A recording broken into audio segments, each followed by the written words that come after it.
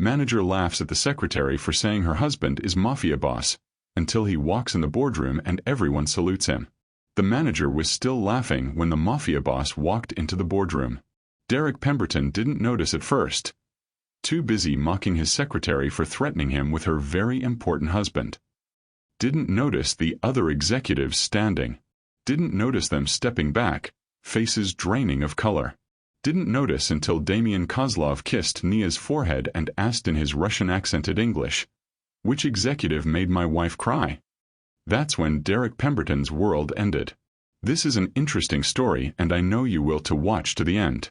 Before we start, let me know in the comment section which country in this beautiful world you are watching from, and do not forget to like, share, and subscribe to this amazing channel. That way, YouTube will keep showing you wonderful stories from this channel. Now, let's begin.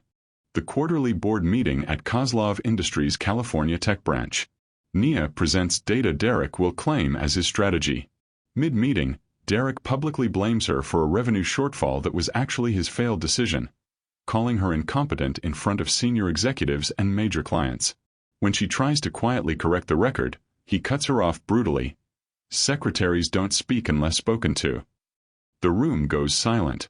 Nia, calm but firm, says, "Derek, don't speak to me that way again. My husband won't like it." Derek laughs so hard he has to grip the table, then turns it into a show, asking executives if they heard the secretary's husband threat. He suggests she's delusional, making up an important husband to cope with her mediocre life. The humiliation is complete. Then Nia's phone buzzes, a text from Damian. "Everything okay?" You feel tense. She doesn't respond, but Derek notices and mocks that too. Texting your imaginary husband? Nia Washington's alarm went off at 5:30 a.m., same as every weekday. She slipped out of bed carefully, trying not to wake Damian, though his hand caught her wrist in the darkness. "Too early," he murmured, his accent thicker with sleep. "Big meeting today. Quarterly review." She kissed his forehead, the same gesture he'd give her 1,000 times. "Go back to sleep." He let her go, but she felt his eyes on her as she dressed. He never said it outright, but she knew he hated this arrangement. Her working under her maiden name at one of his companies, pretending to be someone she wasn't. But he'd promised not to interfere, and Damian Kozlov kept his promises, even the ones that worried him. By 6:45 a.m., Nia was at her desk on the 15th floor of Kozlov Industries' California branch, the city still wrapped in early morning fog outside the floor-to-ceiling windows. She loved these quiet hours before the office filled with voices and egos. Loved the way her fingers flew across the keyboard, transforming raw data into strategic insights that could shift markets and shape decisions. Her father had worked like this once. David Washington, a legitimate businessman who'd built a small logistics company through intelligence and integrity, until the Castellano family decided they wanted his routes. They'd made offers. He'd refused. They'd made threats. He'd reported them to the police. 3 months later, his business was bankrupt. His reputation destroyed by planted evidence of fraud he'd never committed. He died of a heart attack at 52, broken by a system that protected men like the Castellanos while men like him paid the price for honesty. Nia had been 19. She'd sworn then that she'd succeed in the legitimate world, prove that her father's way, the honest way, could work. Then she'd met Damian at a tech conference 2 years ago. Kozlov Industries was acquiring the startup she'd been consulting for. He'd walked into the due diligence meeting, listened to her presentation on market positioning, and asked questions that showed he understood not just the numbers but the vision behind them. After the meeting, he'd asked her to dinner. She'd said yes before her brain caught up with her mouth. She'd known who he was, of course. Everyone in California knew the Kozlov name. But Damian wasn't like the men who'd destroyed her father. He was building something different, a hybrid empire where legitimate businesses generated clean money and provided cover for operations that, while illegal, operated by strict codes. No drugs. No human trafficking. No preying on ordinary people trying to survive. It wasn't perfect. It wasn't clean. But it was better than the chaos that had consumed her father. Morning, Nia. Sarah Chen, one of the junior analysts, set a coffee on Nia's desk. You're here early again. Quarterly review. Nia smiled. Thanks for the coffee. Derek's going to take credit for your analysis again, isn't he? Sarah kept her voice low, though the office was still mostly empty. Probably. Nia returned to her screen, fingers flying across the quarterly projections. You should report him. HR would. It's fine, Sarah. Really? Because reporting Derek meant questions, background checks, discovery, and Nia Washington would become Nia Kozlov, and this entire experiment in independence would end. By 8:30, the office hummed with energy. Executives arrived in expensive suits, assistants hurried between departments, and Derek Pemberton strode in at 8:47, 17 minutes late as usual, trailing expensive cologne and entitlement.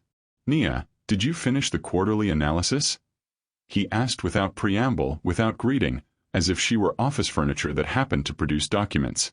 On your desk. Complete with 3 strategic recommendations for Q4 expansion. Good. He didn't say thank you. He never did. I'll need you to sit in on the board meeting. Take notes. Keep your mouth shut unless someone asks you a direct question. Which they won't. 6 months of this. 6 months of brilliant work attributed to Derek's leadership.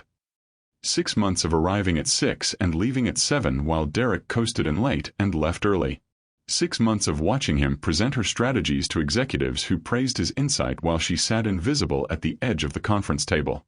But Nia had endured worse. Her father had taught her that integrity wasn't about recognition. It was about the work itself. She could survive Derek Pemberton's casual cruelty. She could prove herself through results, even if no one knew they were hers. She'd survived this long by staying invisible. She didn't realize that by 2 p.m. that afternoon, invisible would become impossible, and Derek Pemberton would learn exactly who he'd been dismissing for 6 months.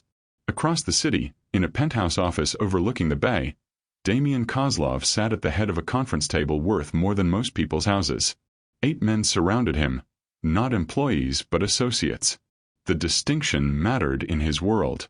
The San Jose ports, Victor, his logistics coordinator, slid a folder across the glossy surface. Castellano's people are pushing into our territory again. 3rd time this month. Damian didn't open the folder. He didn't need to. He'd already received reports from 4 different sources, cross-referenced the information, and formulated 3 possible responses before this meeting began. And our response? We could remind them of the boundaries we established. No. Damian's voice was soft, but every man at the table straightened. We don't remind. We don't warn. We enforce or we negotiate. Reminders are for people who've forgotten. Castellano hasn't forgotten. He's testing.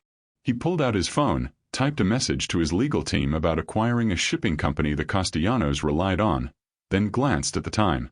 8:52 a.m. Nia would be at her desk by now, probably already 3 hours into work Derek Pemberton would claim as his own. His jaw tightened. Victor noticed. Something wrong, boss? No. Damian set down his phone. Marcus, what's the status on the tech acquisition? Marcus, his CFO for the legitimate operations, pulled up a presentation. Kozlov Industries is positioned to acquire dataflow systems by end of Q4. It'll add another $40 million in clean revenue annually. The California branch specifically will see a 15% boost, which means Derek Pemberton will take credit for strategic positioning he had nothing to do with. Damian's smile held no warmth. The men exchanged glances. They all knew about Nia's arrangement, though none understood why Damian tolerated it. Damian Kozlov didn't tolerate disrespect. He erased it. But Nia had asked him for this.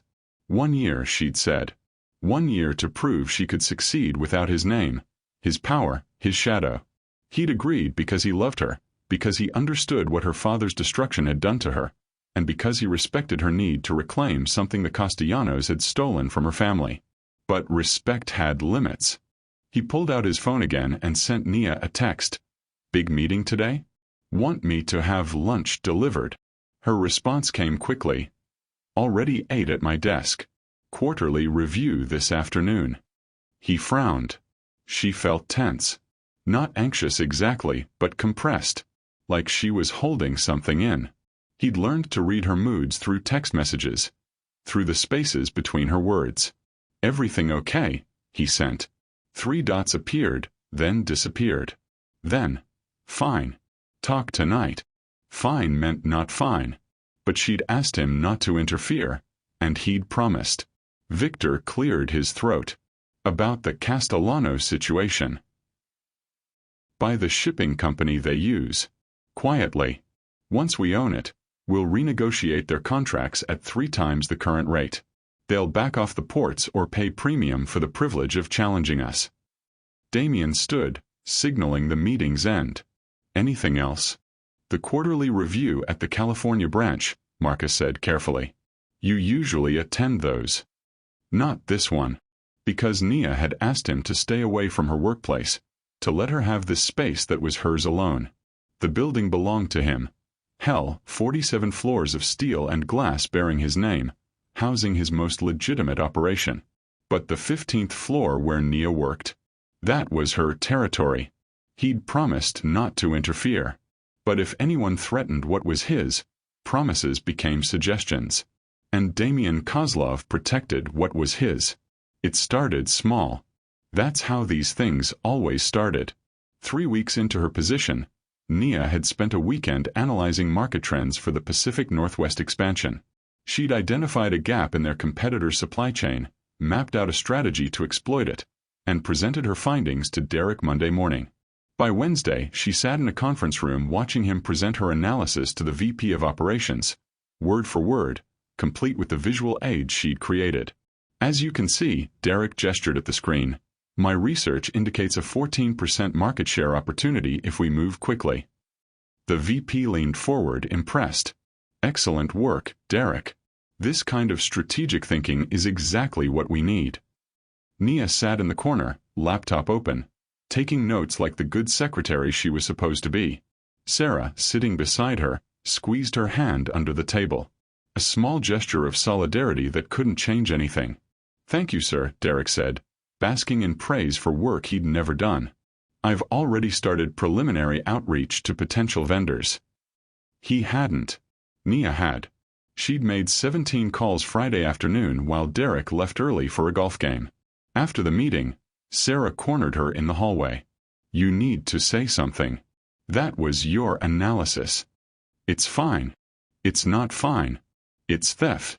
But what could Nia say? That she'd worked on her personal laptop at home, using insights from Damien's legitimate business intelligence that Derek didn't have access to? That her analysis was better because she understood not just markets but the criminal undercurrents that influenced them? That reporting Derek meant HR investigations and background checks that would reveal exactly who she'd married? She was trapped by her own secrecy.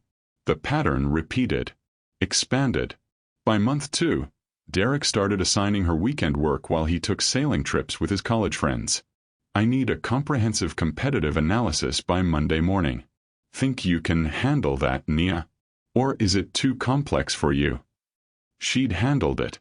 Worked 16-hour days Saturday and Sunday, delivered a 40-page report with data visualizations that would take most analysts a week to compile. Derek presented it Tuesday as his own, received a commendation from the CEO, and celebrated with an expensive lunch Nia wasn't invited to. Month 3 brought the appearance critiques. "Nia, that dress is a bit much for the office, don't you think?" Derek said during a morning meeting, his tone dripping with condescension. The dress was a simple navy sheath, perfectly professional. "We need to maintain certain standards." She watched him say this wearing a shirt that strained against his gut. His tie knotted too short, his shoes unpolished. Standards, apparently, only applied to women. 2 weeks later. "Maybe consider doing something different with your hair? The client meeting today requires a more polished look." Her hair was pulled back in a sleek bun. Sarah, who sat across from her, had her hair in a messy ponytail. Derek said nothing to Sarah. Month 4 brought the meeting dismissals. "Derek, the vendor quotes came in 20% higher than projected," Nia mentioned during a department meeting. "We should consider alternative suppliers before committing." "Thank you, Nia. but I think the adults can handle strategic decisions." He didn't look at her. Just continued his presentation like she hadn't spoken. 3 days later, in a meeting with the CFO, "We're going with alternative suppliers. The original quotes were too high. My analysis showed better options." Her analysis. Her recommendation. Now his brilliant pivot. Nia went home that night and Damien immediately noticed. "Bad day. Long day." She kissed him, deflecting. "Tell me about yours." She couldn't tell him the truth. Couldn't describe Derek's casual cruelty, his systematic undermining, his gendered condescension that made her feel small despite her capabilities. Because Damien wouldn't accept it. Wouldn't tolerate someone treating his wife like disposable furniture. He'd make a phone call. Pull strings. End Derek's career with a word. And Nia would lose the one thing she'd been trying to prove, that she could succeed on her own merit, without protection, without shortcuts, without her husband's power smoothing every obstacle. So she smiled and asked about his day and pretended the humiliations didn't cut deeper each time. Month 6. Sarah pulled her aside after Derek made her rewrite a perfectly good report for the 3rd time. "Nia, please. Report him to HR. I'll back you up. This is a hostile work environment." "I can't." "Why not? He's destroying you piece by piece. Everyone sees it. Everyone saw it. And no one intervened. Because corporate survival meant keeping your head down, not defending the secretary against the manager with the VP's ear." That night, Damien texted her during dinner. "You feel distant lately. Everything okay at work?" "Fine," she typed back. "Just busy." But she wasn't fine. 6 months of small humiliations had accumulated into something heavy she carried everywhere.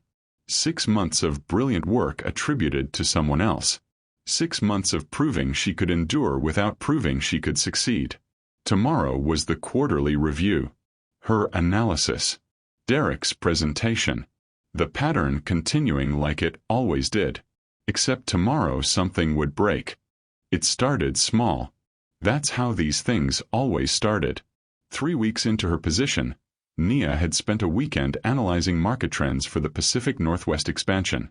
She'd identified a gap in their competitor's supply chain, mapped out a strategy to exploit it, and presented her findings to Derek Monday morning.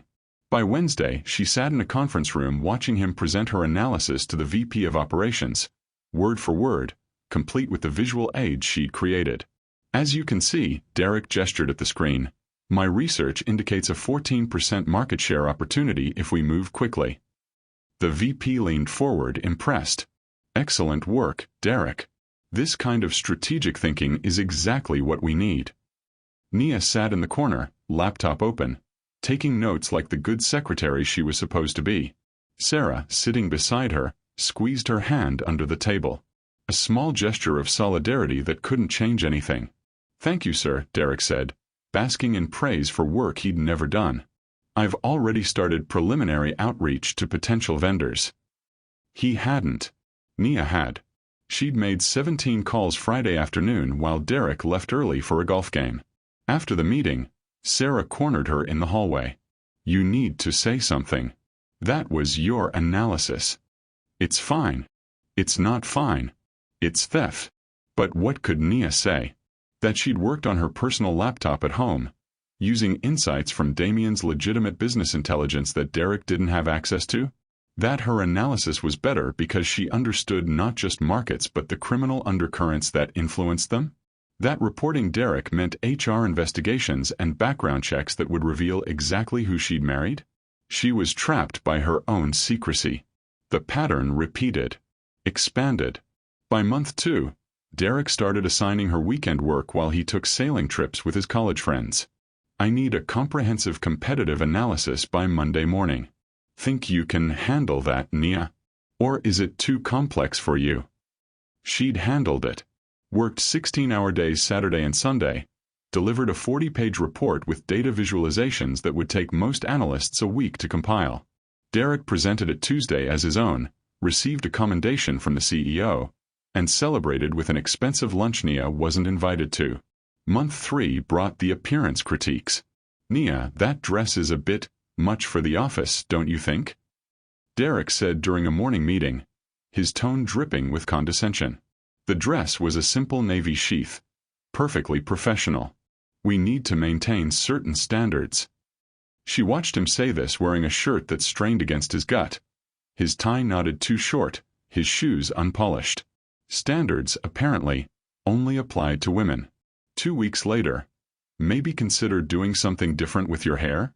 The client meeting today requires a more polished look. Her hair was pulled back in a sleek bun. Sarah, who sat across from her, had her hair in a messy ponytail. Derek said nothing to Sarah. Month 4 brought the meeting dismissals. Derek, the vendor quotes came in 20% higher than projected, Nia mentioned during a department meeting. We should consider alternative suppliers before committing. Thank you, Nia, but I think the adults can handle strategic decisions. He didn't look at her. Just continued his presentation like she hadn't spoken. 3 days later, in a meeting with the CFO, we're going with alternative suppliers. The original quotes were too high.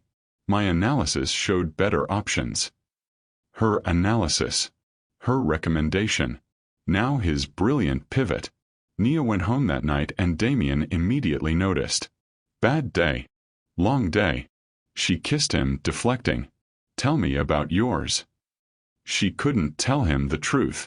Couldn't describe Derek's casual cruelty, his systematic undermining, his gendered condescension that made her feel small despite her capabilities. Because Damien wouldn't accept it.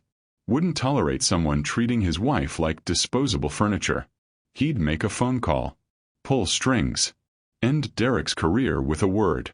And Nia would lose the one thing she'd been trying to prove, that she could succeed on her own merit, without protection, without shortcuts, without her husband's power smoothing every obstacle. So she smiled and asked about his day and pretended the humiliations didn't cut deeper each time. Month 6, Sarah pulled her aside after Derek made her rewrite a perfectly good report for the 3rd time. Nia, please. Report him to HR. I'll back you up. This is a hostile work environment. I can't. Why not? He's destroying you piece by piece. Everyone sees it. Everyone saw it. And no one intervened. Because corporate survival meant keeping your head down, not defending the secretary against the manager with the VP's ear. That night, Damien texted her during dinner. You feel distant lately. Everything okay at work? Fine, she typed back. Just busy. But she wasn't fine. 6 months of small humiliations had accumulated into something heavy she carried everywhere. 6 months of brilliant work attributed to someone else. 6 months of proving she could endure without proving she could succeed. Tomorrow was the quarterly review. Her analysis. Derek's presentation. The pattern continuing like it always did. Except tomorrow something would break. It started small. That's how these things always started. 3 weeks into her position, Nia had spent a weekend analyzing market trends for the Pacific Northwest expansion. She'd identified a gap in their competitor's supply chain, mapped out a strategy to exploit it, and presented her findings to Derek Monday morning. By Wednesday, she sat in a conference room watching him present her analysis to the VP of Operations, word for word, complete with the visual aids she'd created. As you can see, Derek gestured at the screen. My research indicates a 14% market share opportunity if we move quickly. The VP leaned forward, impressed. Excellent work, Derek. This kind of strategic thinking is exactly what we need. Nia sat in the corner, laptop open, taking notes like the good secretary she was supposed to be. Sarah, sitting beside her, squeezed her hand under the table. A small gesture of solidarity that couldn't change anything. Thank you, sir, Derek said, basking in praise for work he'd never done. I've already started preliminary outreach to potential vendors. He hadn't. Nia had. She'd made 17 calls Friday afternoon while Derek left early for a golf game. After the meeting, Sarah cornered her in the hallway. You need to say something. That was your analysis. It's fine. It's not fine. It's theft. But what could Nia say? That she'd worked on her personal laptop at home, using insights from Damien's legitimate business intelligence that Derek didn't have access to? That her analysis was better because she understood not just markets but the criminal undercurrents that influenced them? That reporting Derek meant HR investigations and background checks that would reveal exactly who she'd married? She was trapped by her own secrecy. The pattern repeated, expanded. By month 2, Derek started assigning her weekend work while he took sailing trips with his college friends. I need a comprehensive competitive analysis by Monday morning. Think you can handle that, Nia? Or is it too complex for you? She'd handled it. Worked 16-hour days Saturday and Sunday, delivered a 40-page report with data visualizations that would take most analysts a week to compile. Derek presented it Tuesday as his own, received a commendation from the CEO, and celebrated with an expensive lunch Nia wasn't invited to. Month 3 brought the appearance critiques. Nia, that dress is a bit much for the office, don't you think? Derek said during a morning meeting, his tone dripping with condescension. The dress was a simple navy sheath, perfectly professional. We need to maintain certain standards. She watched him say this wearing a shirt that strained against his gut. His tie knotted too short, his shoes unpolished. Standards, apparently, only applied to women. 2 weeks later, maybe consider doing something different with your hair? The client meeting today requires a more polished look. Her hair was pulled back in a sleek bun. Sarah, who sat across from her, had her hair in a messy ponytail. Derek said nothing to Sarah. Month 4 brought the meeting dismissals. Derek, the vendor quotes came in 20% higher than projected, Nia mentioned during a department meeting. We should consider alternative suppliers before committing. Thank you, Nia, but I think the adults can handle strategic decisions. He didn't look at her. Just continued his presentation like she hadn't spoken. 3 days later, in a meeting with the CFO, we're going with alternative suppliers. The original quotes were too high. My analysis showed better options. Her analysis. Her recommendation. Now his brilliant pivot. The quarterly review was announced 3 weeks in advance. Senior executives from Kozlov Industries East Coast operations. Representatives from the Chicago branch. 2 potential investors whose capital could fund the next phase of expansion. The kind of meeting that determined bonuses, promotions, and who got remembered when budget allocations were decided. Derek called Nia into his office the day the meeting was scheduled. I need a comprehensive presentation. Full quarterly analysis, competitor strategies, market positioning, revenue projections for Q4 and Q1 next year. Talking points for every slide. And make it flawless. When do you need it? Day of the meeting. Obviously. He waved her away like she was wasting his time with stupid questions. Nia worked 80-hour weeks. Arrived at 6. Left at midnight. Weekends disappeared into spreadsheets and market research. She analyzed every competitor move, identified 3 strategic opportunities Derek's team had missed, and built a presentation that could shift the entire California branch's trajectory. Damien noticed. You're exhausted. Big meeting. It'll be over soon. Let me send dinner at least. You're not eating. I'm fine. But she wasn't. She was running on coffee and spite, building something brilliant that Derek would claim as his own masterpiece. The night before the meeting, Derek reviewed her work in his office while Nia waited. She watched him scroll through slides, his expression souring as he found nothing to criticize. Flawless work annoyed him more than mistakes. Mistakes gave him ammunition. This section on market expansion, he said finally. Too aggressive. Scale it back. That projection is based on current growth rates and... I said scale it back. I know these investors. They don't want aggressive. They want conservative and steady. Derek, these investors specifically backed high-growth tech ventures. The data supports. Nia. He looked at her like she was a child suggesting adults were wrong. I've been in this industry 15 years. I think I know investors better than a secretary. She wanted to mention that she'd researched each investor's portfolio, analyzed their risk tolerance, understood their preference for bold strategies in emerging markets.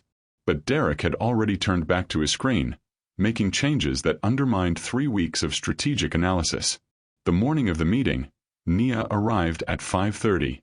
Checked every technical detail. Ensured the presentation loaded correctly. Set water glasses at each seat. Made the room perfect. Derek arrived at 8:40, took the USB drive with the presentation, and walked past her without acknowledgement. No thank you. No recognition. Just entitlement. The boardroom filled. Senior executives she'd never met. Men in suits worth more than her monthly salary. Women with boardroom presence and executive authority. All of them settling into leather chairs, opening laptops, preparing for Derek's presentation. Her presentation. Her analysis. Her strategic vision. Derek began. Thank you all for being here.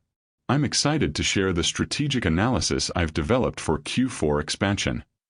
Nia sat in the corner, laptop open, invisible again. And Derek presented her work as his brilliant strategy, slide by slide, receiving nods of approval for insights she'd spent 80 hours refining. Derek's laughter started as a chuckle, then grew. Genuine, loud. Building until he had to grip the edge of the conference table for support. Her husband. He could barely get the words out between gasps. Did everyone hear that? He turned to the executives, playing to the audience now. The secretary's husband is going to, what exactly? Have a word with me. He wiped his eyes, performance reaching its peak. Tell me, Nia. I'm curious. What does this husband of yours do? Is he a lawyer? A CEO somewhere? The room's energy shifted. A few executives exchanged glances. This was no longer professional discipline. This was something else entirely. Derek leaned forward, dropping his voice to an exaggerated whisper that carried perfectly through the boardroom's acoustics. Or let me guess, is he in the Mafia? Someone cleared their throat. An executive from the Chicago branch shifted in her seat. The discomfort was palpable now, spreading like a stain across the polished table.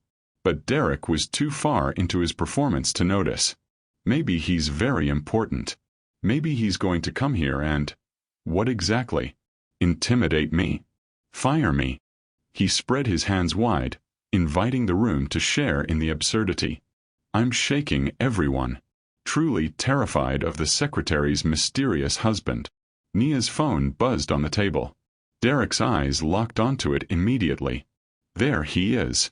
Your very important husband checking in. He leaned closer, trying to see the screen. What does it say? I'll save you, darling. Don't worry, sweetie, I'm on my way. He reached for her phone. Nia's hand moved faster, pulling it away. Something flashed in her eyes, something that made the executive nearest her lean back slightly. Not fear. Something older. Something dangerous. Don't. One word. Quiet. Absolute. Derek laughed again, but it sounded forced now. Or what? Your imaginary husband will be very disappointed in me. He turned back to the executives, trying to recapture the entertainment value. This is what happens when you promote based on diversity quotas instead of competence. You get. I warned you, Nia said simply. She pulled her phone into her lap, typed something quickly under the table. Her fingers moved with practiced precision, sending a message Derek couldn't see. He rolled his eyes, waving dismissively. Everyone, back to business. My secretary's delusions aside, let's discuss Q4 projections. As I was saying before this unfortunate interruption. Derek, the executive from Chicago, a woman in her 50s with steel gray hair and 3 decades of boardroom experience, spoke carefully. Perhaps we should take a short break. That's not necessary. We're on a tight schedule. I really think we're fine. Derek pulled up the next slide, determined to regain control of his presentation, his room, his narrative. As you can see here, revenue projections for the San Francisco expansion indicate. Nia's phone buzzed again. She glanced at it, typed a single word in response. Then she set the phone down, folded her hands on the table, and waited. Derek was mid-sentence about market penetration strategies when every phone in the room except his began buzzing simultaneously. A cascade of notifications. Executives reaching for devices, checking screens, expressions shifting from confusion to shock to something that might have been fear. The executive from Chicago looked at her phone, then at Nia, then at Derek. She opened her mouth to speak. The boardroom doors opened. 10 minutes passed. Derek droned on about expansion strategies, revenue models, market penetration. His confidence had returned, the performance with Nia already forgotten. Just another moment of putting someone in their place. He clicked to the next slide. The boardroom doors opened without a knock. The shift in atmosphere was immediate and visceral, like pressure dropping before a storm. Conversations stopped mid-word. Derek paused, irritated by the interruption, turning toward the doors with a complaint already forming on his lips. 2 men entered first. Dark suits, tailored perfectly. But they weren't security guards. Security guards had a certain bearing, professional, alert, but ultimately deferent. These men moved differently. They positioned themselves on either side of the entrance with the fluid precision of people who'd done this 1,000 times, scanning the room with eyes that cataloged threats and calculated responses before anyone else registered their presence. Then Damian Kozlov walked in. The effect was electric.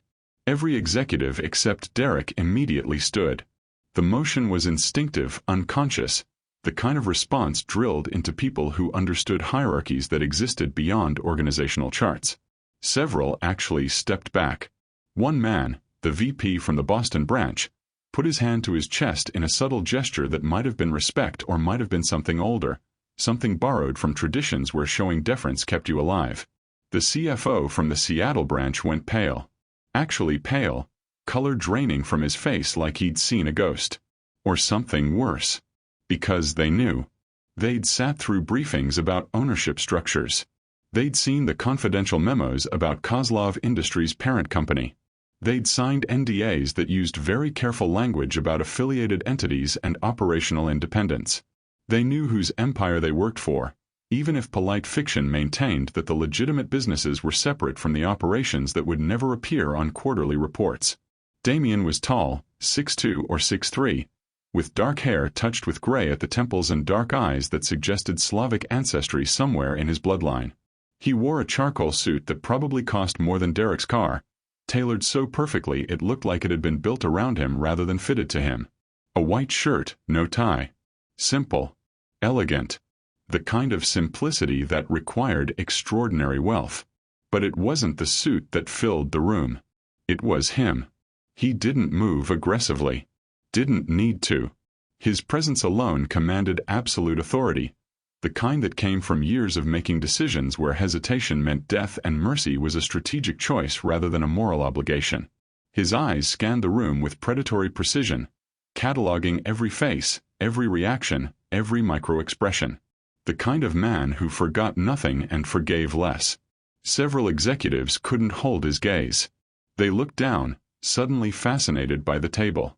Derek, still standing at the front of the room by the presentation screen, finally registered that something was wrong.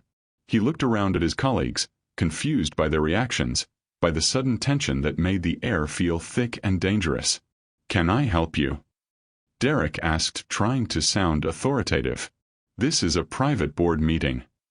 Damian didn't acknowledge him. Didn't even glance in his direction. His gaze found Nia. And everything shifted. The coldness melted, not entirely, but enough. The predator became something else. Something warmer, though no less intense. His expression softened in ways that made several executives exchange glances because they'd never seen Damian Kozlov look at anyone like that. He crossed the boardroom with measured steps, his path cutting directly through the space between executives who pressed themselves back against their chairs to give him room. He ignored every single person. Moved like they didn't exist, like the only thing in the room that mattered was the woman sitting in the corner with her laptop and her carefully neutral expression. He stopped beside Nia's chair. Without a word, without ceremony, he leaned down and kissed her forehead. The gesture was tender, intimate, completely at odds with the violence his presence suggested. His hand rested briefly on her shoulder, a touch that spoke of familiarity, of ownership, of something that existed far outside this boardroom's professional boundaries. "Nia." His voice was deep, carrying an accent that carefully cultivated American English couldn't quite hide. Russian roots showing through like bedrock beneath soil. You texted. What's wrong? The room held its breath. Derek's face went through several expressions in rapid succession. Confusion, irritation, disbelief, then the beginning of something that might have been understanding. Or fear. I'm sorry, Derek said, trying to sound reasonable, trying to regain control of a situation that had slipped completely beyond his comprehension. Who are you? And how do you know my secretary? Damien still didn't look at him. His entire focus remained on Nia, his hand still resting gently on her shoulder, his eyes searching her face for signs of whatever had prompted her text. Nia looked up at her husband. He called me incompetent in front of the board. Blamed me for his failures. When I tried to correct the record, he told me secretaries don't speak. Damien's jaw tightened. Just slightly. Just enough. And then, his voice was quieter now. Softer. Which somehow made it more dangerous. I warned him you wouldn't like it. He laughed. Asked if you were in the Mafia. The room's temperature dropped 10 degrees. Damien finally turned his head to look at Derek Pemberton. The movement was slow, deliberate, like a predator finally acknowledging prey it had been aware of all along. Which one of you, Damien asked the room, his voice carrying easily despite its softness, made my wife cry? Derek stood frozen at the front of the room, his brain struggling to process information that didn't fit into any framework he understood. The confident executive who'd been mocking Nia minutes ago had vanished, replaced by someone whose world was ending in real time and he couldn't quite grasp why. Nia stood, her hand touching Damien's arm gently. The gesture was intimate, familiar, the kind of touch that came from years of knowing exactly how to ground someone. It's handled. You didn't need to come. I felt you were upset. Damien's eyes hadn't left her face, but everyone in the room understood he was aware of them, cataloging their positions, their reactions, their complicity. Of course I came. His thumb brushed across her knuckles, a small gesture that somehow felt more possessive than any grand display. Which one? Around the table, executives gripped their armrests with white-knuckled intensity. The CFO from Seattle leaned toward his assistant, his whisper carrying in the deadly silence.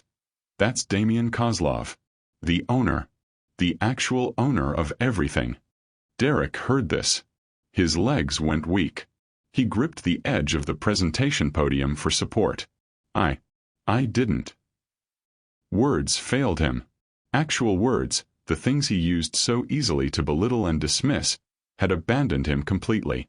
Damien finally turned his attention to Derek. The look was appraising, curious in the way a scientist might examine something under a microscope. Utterly cold. Not angry, not yet. Just observing. Calculating. You are. Derek Pemberton, sir.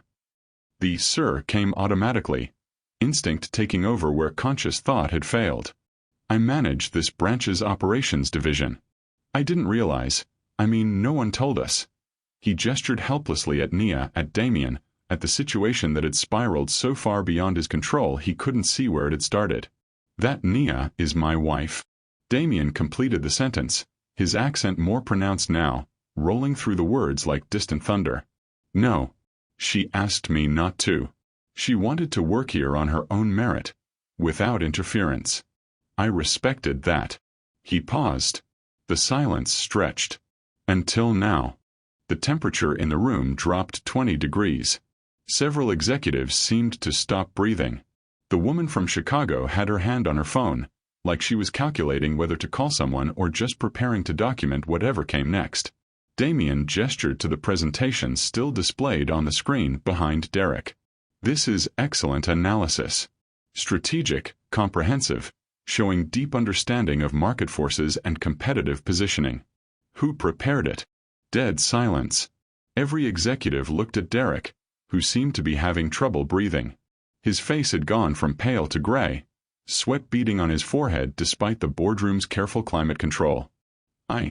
It was a team effort, Derek managed. His voice cracked on effort. Interesting. Damien's tone suggested he found it anything but interesting. He tilted his head slightly, studying Derek the way one might study an insect before deciding whether it was worth the effort to crush. Team efforts usually have clear roles. What was yours? I managed the overall strategy, coordinated the research, presented the findings, and the actual analysis, the data compilation, the competitive research, the strategic recommendations. Each question was precise, surgical, cutting away Derek's lies with the skill of someone who'd spent years identifying truth through layers of deception.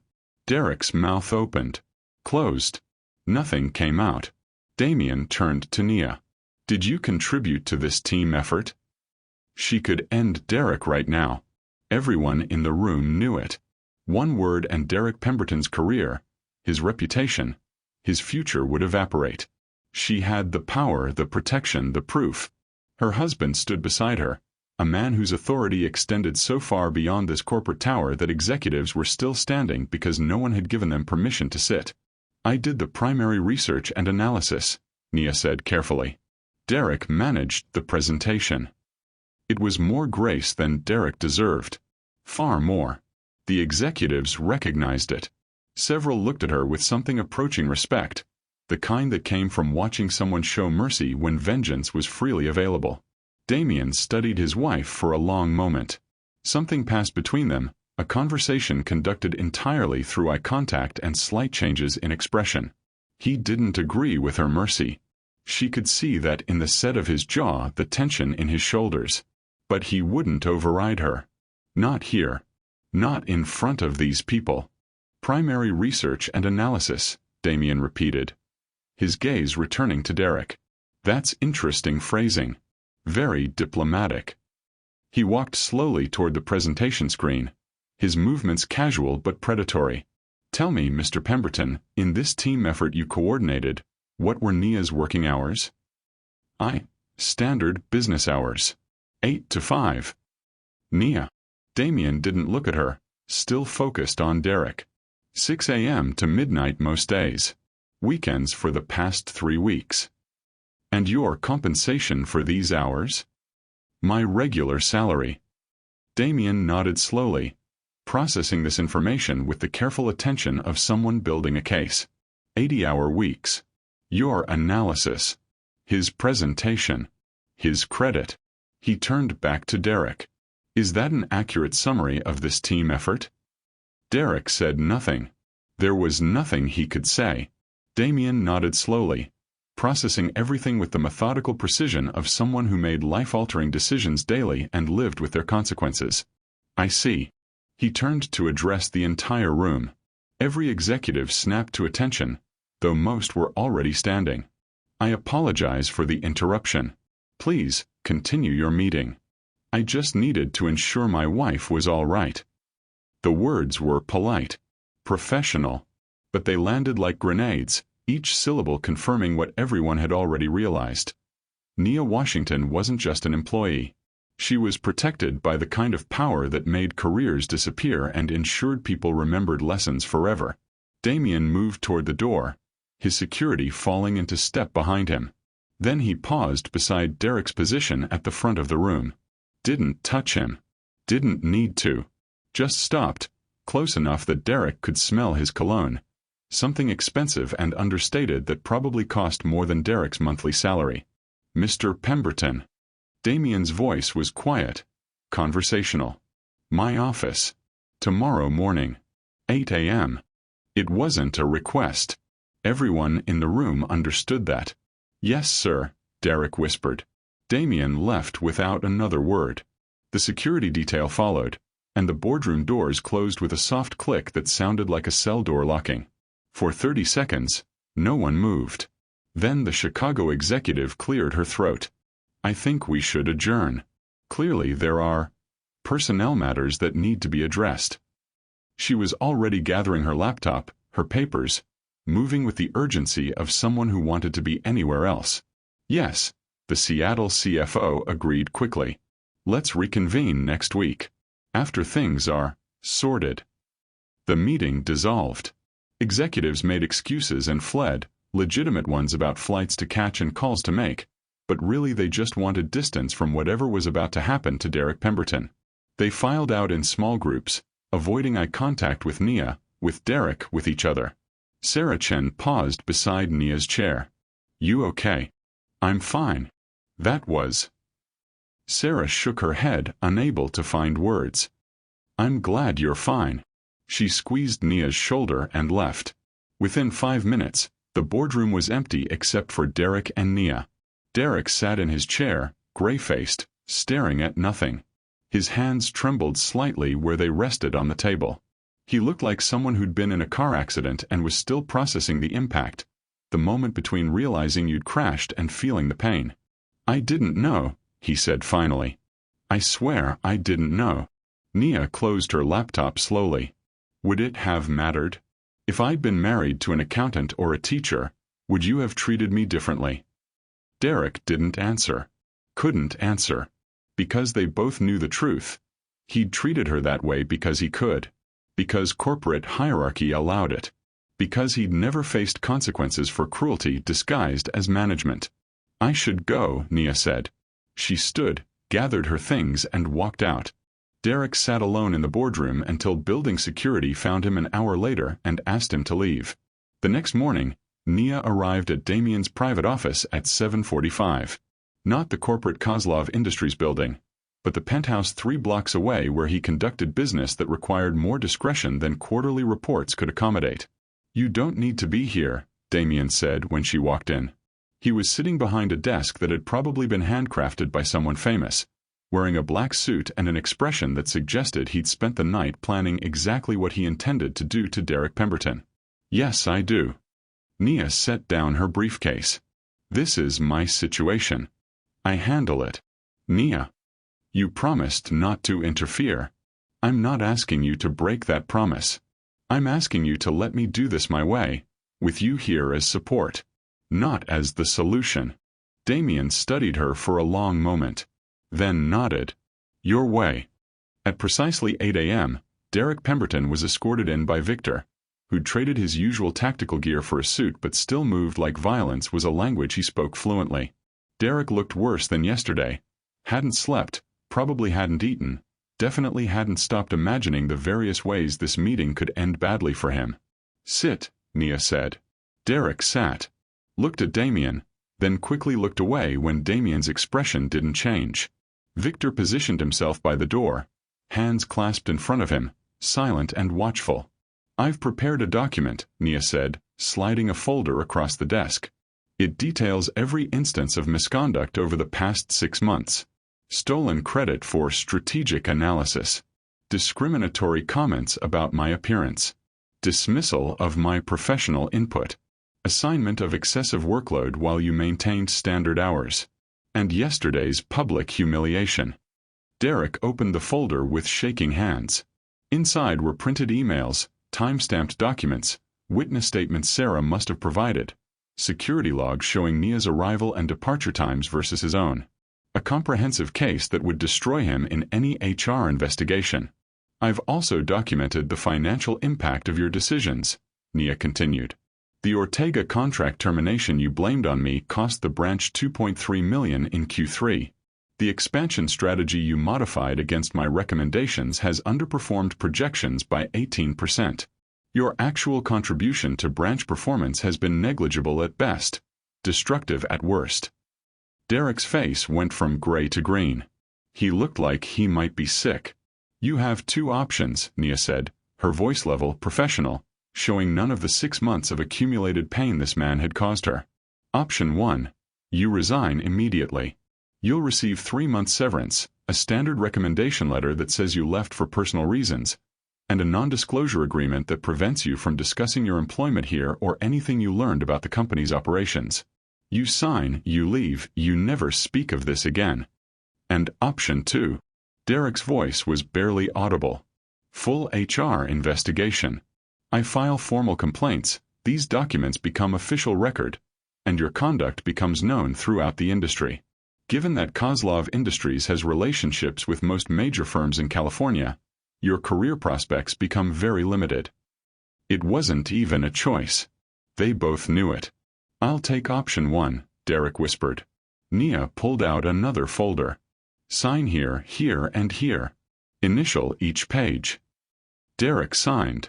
His hand shook so badly the signatures were barely legible, but they were legal. Binding. He stood to leave, and Damien spoke for the first time.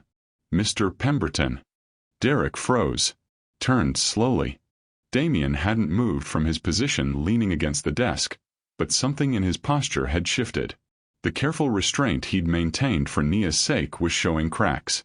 "You are fortunate my wife is more forgiving than I am." Each word was precisely enunciated, carrying weight that had nothing to do with volume. "Do not mistake her mercy for weakness. Do not ever speak of her again. Do not mention her name, this company, or anything you learned here. If I hear you've violated the NDA, if I hear you've said anything about Nia to anyone, the severance package will be the least of your concerns. Are we clear?"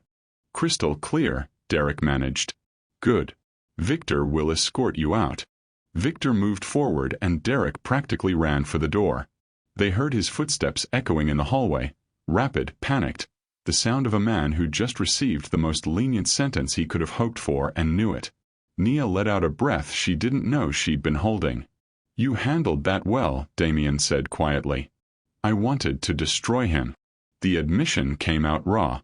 "I wanted to watch his career burn and know I'd lit the match." "I know. But that would have made me like them. Like the people who destroyed my father. Using power as a weapon instead of a tool." Damien pulled her into his arms. "Your father would be proud of you." "Would he?" "I'm married to a man who makes his living in ways my father would have hated." "Yes," Damien said simply. "He'd be proud because you didn't compromise who you are. You showed mercy when you had every right to vengeance. That's integrity. That's strength." Nia leaned into him, letting herself feel exhausted now that it was over. "So what happens now?" Damien asked. "Now I go back to work. Under my real name. As myself. And if people treat you differently because of who you're married to? Then I'll deal with it. But I'm not hiding anymore." She pulled back to look at him. "I'm not invisible. I never was. I just let someone make me feel that way." 3 months later, Nia Washington Kozlov sat in the corner office on the 15th floor, the office that used to be Derek's, with a new title on her door, Director of Strategic Operations. She'd earned it through the quarterly review presentation that every executive had seen before Derek's world imploded, through the analysis that had identified market opportunities worth millions, through competence that was no longer hidden behind someone else's name. The California branch thrived under new management. Profits were up. Morale was better. And everyone knew exactly who Nia was. A brilliant strategist who happened to be married to the most powerful man in California. Not because she needed his protection, but because they'd built something together that worked. Sarah Chen knocked on her open door. "The Q4 projections are ready for your review." "Thanks. How's the new analyst working out?" "Great. He actually does his own work." Sarah grinned. "Novel concept." Somewhere in another state, Derek Pemberton worked at a mid-level logistics company, having learned the hardest way possible that some people you dismiss at your own peril. He'd signed the NDA, taken the severance, and disappeared. Occasionally he'd see Kozlov Industries mentioned in trade publications, always doing well, always expanding, and remember the woman he'd called incompetent presenting strategies that were now industry standards. That evening, Nia came home to find Damien cooking dinner, an old Russian recipe his grandmother had taught him, filling their penthouse with the smell of herbs and comfort. "Good day?" he asked, kissing her forehead in the same gesture he'd given her in the boardroom 3 months ago. "Productive. We secured the Seattle contract. I think we'll exceed Q4 targets by at least 12%. I never doubted it." They ate dinner talking about markets and strategies, about Victor's daughter's college applications, about the Castellano family's latest attempt to move into their territory that Damien had shut down with 3 phone calls and 1 strategic acquisition. Later, curled up on the couch while rain fell against the windows, Nia realized she'd found something better than hiding. Something better than proving herself in isolation or being protected like she was fragile. She'd found the power to be fully herself. Brilliant, strategic, uncompromising. Protected not because she was weak, but because she was valued. by colleagues who respected her competence, by a company that rewarded merit, by a husband who understood that the greatest protection he could offer was trusting her to fight her own battles and being ready to stand beside her, not in front of her when she needed him. "Thank you," she said quietly. "For what?" "For showing up when I needed you. For letting me handle it my way. For understanding the difference." Damien pulled her closer. Always. Outside, the city lights glittered like possibilities. Inside, they'd built something that worked, a partnership that acknowledged power without being consumed by it, that valued integrity without being naive about the world's complexities. Nia Washington Kozlov had stopped hiding, and she'd never been more dangerous or more free. Thanks for watching. Please check back for another amazing video.